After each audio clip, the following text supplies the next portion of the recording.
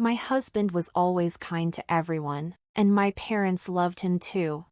I have a sister who is very focused on her career. My husband got along well with her, even though she was always busy with work. But recently, his job got much busier. He started coming home late and working on his days off. It seemed like he was in charge of a team and couldn't stop checking his phone because he needed to stay in touch with them. Looking back, people might have thought something was off, but I didn't suspect anything. I was just worried about my husband's health. My sister, who lived alone, needed to move because of her new job and wanted to buy furniture for her new place. I planned to take her shopping in my car, but on that Saturday, my boss called me in for work. It was the only day off my sister had. As I tried to figure out what to do, I remembered that my husband was off work that day. Even though he had been very busy, I decided to ask him if he could help. He agreed to help out and said, "It might be a bit awkward with your sister, but it's fine. My car is in the shop, so can I use yours?" I was thankful for his help and went to my office to handle the issue. It was the first time my husband and sister were out alone together, so I wondered how they were doing and if they had found the right furniture. After finishing up at work, it was dark, and I pulled out my phone to arrange a dinner with my husband and sister. That's when I got a call from an unknown number. "Hello, am I speaking to John's family?" It was a stranger. "Yes, I'm his wife. This is the police. Your husband has been in an accident." A police officer called to tell me that my husband's car had crashed and both he and a woman passenger were unconscious. I don't remember much about what I did after that, but I rushed to the hospital. I gave my name to the emergency receptionist and was taken to the ICU. Through the glass, I saw my husband hooked up to tubes and covered in bandages. I was very worried about him. My mother came from far away, and we spent a tense night together. The police then gave us details about the accident. They said John was driving on a clear road when another car ran a red light and hit him. The other driver was also badly hurt and was in the same hospital. The driver claimed that John's car seemed to be acting oddly before the crash, and the police were looking into whether my husband might have fallen asleep while driving. A few days later, my husband and sister woke up, and the doctors ran some tests. My mother and I were told that while they wouldn't die, they would likely have some disabilities. Even so, we were relieved they were alive and hoped they'd improve with rehab. We didn't tell them about the possible disabilities and focused on keeping their spirits up. My mother looked after my sister, and I took care of my husband. At first, my husband was in shock and felt unwell. He worried about the trouble he caused for me, my mother, and my sister. Over time, though, he began to change. Frustrated by his leg that wasn't working properly, the hospital treatments, and having to quit his job, he became increasingly irritable and couldn't manage his frustration. I kept visiting the hospital because I wanted to support my husband and understood how he was feeling. One day, a police detective came by and told me he found out something about the accident. It turned out that the brake oil in my car had leaked, which might have caused the car to act up before the crash. The woman who hit my car was also in bad shape, and her mother came to apologize. It was the first time I met her. After that, my husband's anger towards me increased. He was upset that I could move around while he couldn't and was annoyed that I wasn't at the hospital all the time due to my work. He started bossing me around, getting angry if I didn't meet his demands, throwing things, and complaining about his hospital room. He even complained when I went out to buy lunch for myself. His demands kept getting worse. I felt sorry for my husband, but I had to work to support us, and I was busy with tasks like dealing with the police and the hospital. I barely had time to rest. My husband's behavior was becoming too much to handle, and I felt trapped. My sister seemed just as stressed, and my mother was getting more exhausted. I heard that my sister was making even more demands on my mother, who wasn't working. When I couldn't be at the hospital, Both my husband and sister heard that they might remain paralyzed even with rehab. My sister then said, "I heard your car was leaking brake oil. You were supposed to maintain your car. Because of this, I can't work or recover, and Mom is upset. Your husband is in a bad state too. You're responsible for taking care of us for the rest of your life."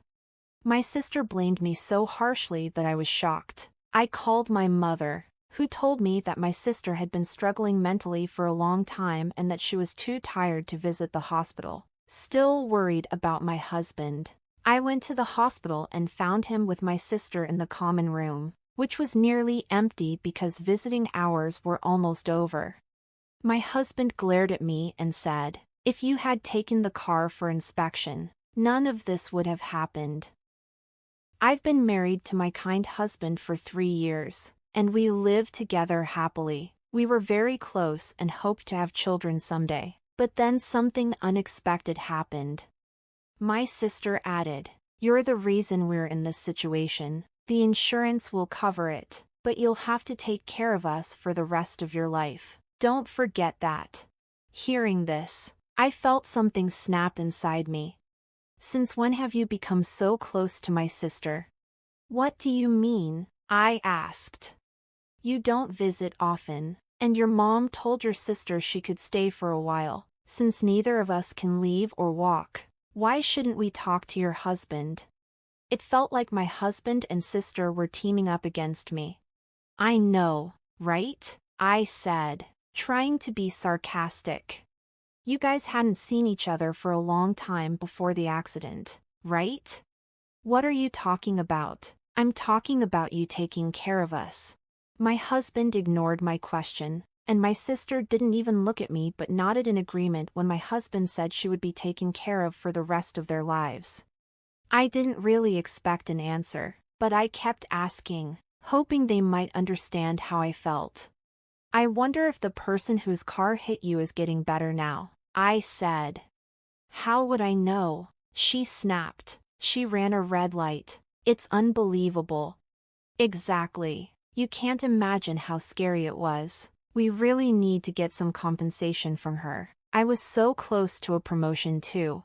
If I hadn't stepped in, they'd just keep complaining. I think it's time to reveal the truth. "There's something I need to tell you." "What is it?" "I had my car inspected before the accident." "Really? Then the dealer should be sued. They should have known about the brake oil leak." "I know, right?" "So you know." Right after the accident, the police called me. They wanted to check what caused the accident, so they asked to see my drive recorder. But that old recorder doesn't record sound and only starts recording after the accident, so it's useless. "I see. It's just like I thought. You didn't know I got a new drive recorder?" My sister looked surprised. "What?" "I also installed a camera inside the car." Her face went pale. "You know, new drive recorders start recording with even a small shake of the car." The police contacted me and said they saw the data. My husband looked confused, and my sister looked so pale she almost collapsed. "You were up to something, weren't you?" I asked her. "What do you mean? Did you do something to the car?" My husband was panicking. "And why do you talk to my sister like she's your girlfriend?" "Oh." My husband stopped talking. I had mentioned earlier that the new recorder could start recording with a slight vibration. So many intimate moments between them were captured. I was so embarrassed when the police asked if it was my sister who was in the car with my husband. My husband's face went white. "You two have been having an affair all this time?" I was completely fooled. Not knowing what to do, my husband started blaming my sister. "Mary isn't the only one at fault here." Just then, the mother of the woman who crashed into my car arrived at the hospital room. I had invited her to come. "Don't you have anything to say to her?" My sister was shocked by the woman's sudden appearance. "Who's this?" "She's the mother of the woman who crashed into you. She should be the one paying for all this." Seeing the woman in tears, my husband stopped talking. She's the mother of the woman who hit you. She's also the mother of the woman who was your victim. Her name is Alice. I'm sure you know who she is." When my husband heard the woman's name, he went completely pale, and my sister started to panic. "What? What's happening? Do you know the woman who was driving the car?" "So they knew it was your car and still crashed into it." "Who is she?" My husband looked lost for words. I decided to explain to my sister. She was having an affair with John. He promised to divorce me, but he never did. When Alice claimed she was pregnant with his child, John told her to get an abortion. After that, she couldn't reach him and wanted to get revenge on me. Wait, so that means... Right, you were in the wrong place at the wrong time. I can't believe I let this ruin my life, my sister said, groaning. The truth is, no matter how much you cry or scream, there's nothing you can do about it, I said firmly. Oh, so this didn't happen to an innocent person, I continued, pouring out all my feelings. You were having an affair with Mary, who was trying to hurt or even kill me by messing with my car's brake oil, but she ended up getting into an accident herself. I'm the real victim here.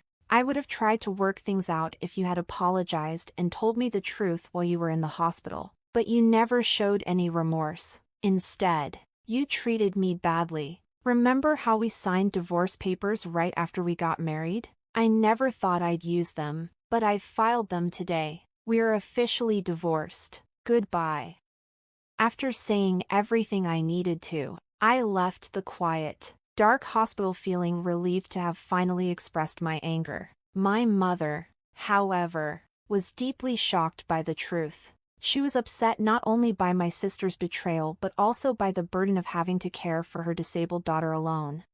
Even though I had cut ties with John and Mary, I couldn't leave my mother to handle everything by herself. So, I spoke with the person responsible for the accident, apologized, and asked her to provide compensation to my sister to help ease my mother's burden. 2 years have passed since then. My husband and I are divorced, and I'm living alone. Our divorce surprised my coworkers since John and I were seen as a close couple. Afterward, many men started approaching me for advice. I thought it was just a phase where divorced women seem more appealing to men, but I still had my ex-husband in my mind and couldn't bring myself to date anyone. Instead, I focused on my career. I studied hard for a certification exam and joined an online business school that I could attend after work. I never thought I'd be interested in something like this when I was married, and I never envied my sister's career. But here I am, aiming for a career myself. Life is strange, I thought.